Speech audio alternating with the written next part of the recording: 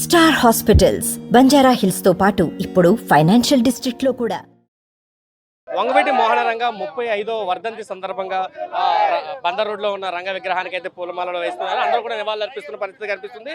మనతో పాటు వంగవీటి నరేంద్ర గారు ఉన్నారు. ఆయనతో మాట్లాడుతూ, సార్, వంగవీటి మోహన్ రంగ గారు వర్ధంతి ఈ సందర్భంగా జరుగుతుంది. అయితే పొలిటికల్ సిచ్యువేషన్ పూర్తిగా ఉన్న టైంలో రంగా గారి పేరు బలంగా ఈసారి వినిపిస్తుంది. గత ఎన్నికలు వినిపించినా ఈసారి మాత్రం రంగా గారు ఒక ఐకాన్ గా ఉండబోతున్నారు. రాష్ట్ర వ్యాప్తంగా కూడా అంతా కూడా రంగా గారు చూస్తున్న పరిస్థితి.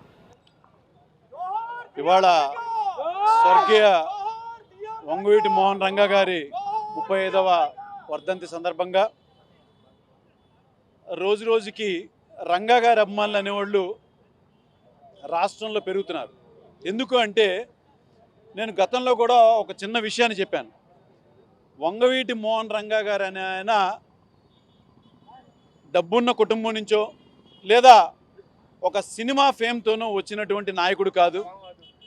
కేవలం తన గుమ్మం దగ్గరికి వచ్చినటువంటి ప్రతి ఒక్కడికి కష్టం అని ఎవరైనా వచ్చినా, ఇబ్బంది అని ఎవరైనా వచ్చినా ఒక్క క్షణం కూడా ఆలోచించకుండా తన ప్రాణాలని సైతం తెగించి మరి ప్రజల యొక్క ఇబ్బందులను తొలగించడానికి ప్రజల్లో నడిచినటువంటి ఒక మహానాయకుడు అనే విషయం ఎప్పటి నుంచో చెప్తూ వచ్చాం. కాకపోతే దురదృష్టవశాత్తు వంగవీటి మోహన్ రంగ గారి విషయంలో ఆ రోజు ఆయన బ్రతుకున్న రోజుల నుంచి ఇవాల్టి వరకు కూడా రాష్ట్రం మొత్తం ఇంత గొప్పగా ఘనంగా ఆయనకి నివాళులు అర్పించినా కూడా ఏ ఒక్క మీడియా వాళ్ళు కూడా దీన్ని చూపించరు.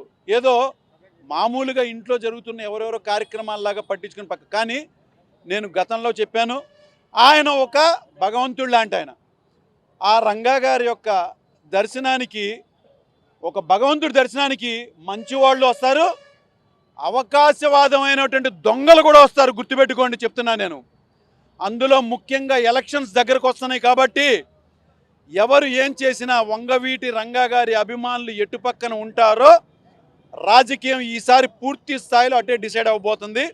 కాబట్టి మీకు ఇంకేముంది, రంగా గారి వర్ధంతి ఇవాళ మొదల కింద లెక్క పెట్టుకోండి. ఈ ఎలక్షన్ లోపల పుట్టగొడుగుల్లాగా ఇంకా చాలామంది పుట్టుకొస్తారు.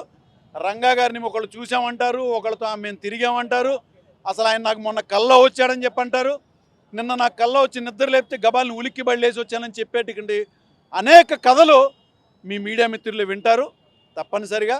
కానీ ఎవరు ఏం చెప్పినా ప్రజల్లో ఉన్నటువంటి నాయకుడు, ప్రజల నుంచి వచ్చినటువంటి నాయకుడు, ప్రజల కోసం పనిచేసినటువంటి నాయకుడు. ఆయన పేరు జిల్లాకి పెట్టేంత వరకు కూడా నా ప్రయత్నం ఆగదు, నా కృషి ఆగదు. తప్పనిసరిగా అది సాధించిన రోజున నా మొట్టమొదటి అడుగు కింద నేను భావిస్తాను. రంగా గారి ఆశయాలను సాధించే దిశగా పూర్తి స్థాయిలో నేను కృషి చేస్తున్నాను.